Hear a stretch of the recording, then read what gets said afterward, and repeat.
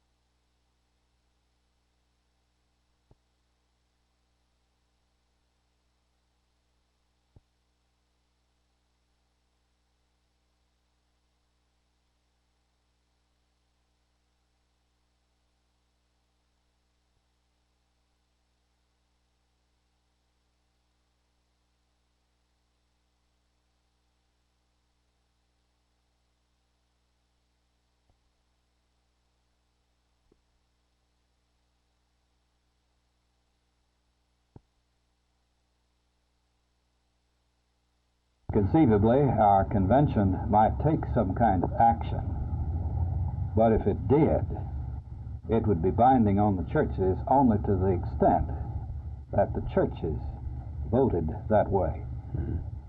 We would be limited, of course, by the autonomy of the churches.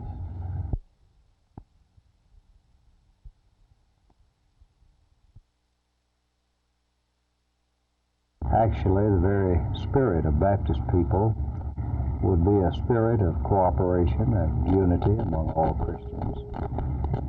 Baptists have had difficulties with an organizational structure, however, for two reasons, I believe. First, because of the autonomous nature of each Baptist church, who could deliver, for example, all of our Baptist churches to any such organization.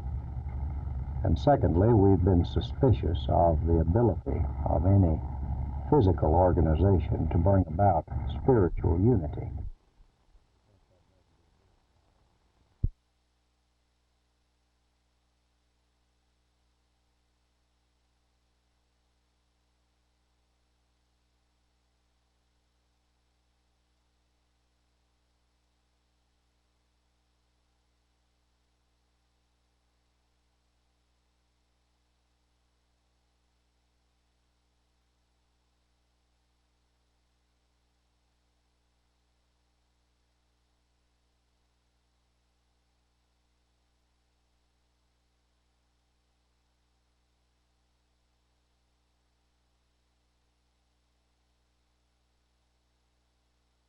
But they do have uniqueness about their defensive team in that they're a zone team.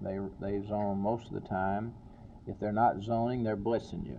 In other words, they don't want to get anybody man-to-man if they can help it. And they do a good job of doing this. Now, with the zone, if it's that successful for Baltimore, why don't more teams in the league follow this particular type of defense? Well, it's a defense that leaves a lot of holes, and it takes a certain type of personnel working in it, a certain belief in the system to make it successful. Now, Baltimore has been a zone team for about 10 years. Therefore, their philosophies, their beliefs, their confidence is built in this type of defense.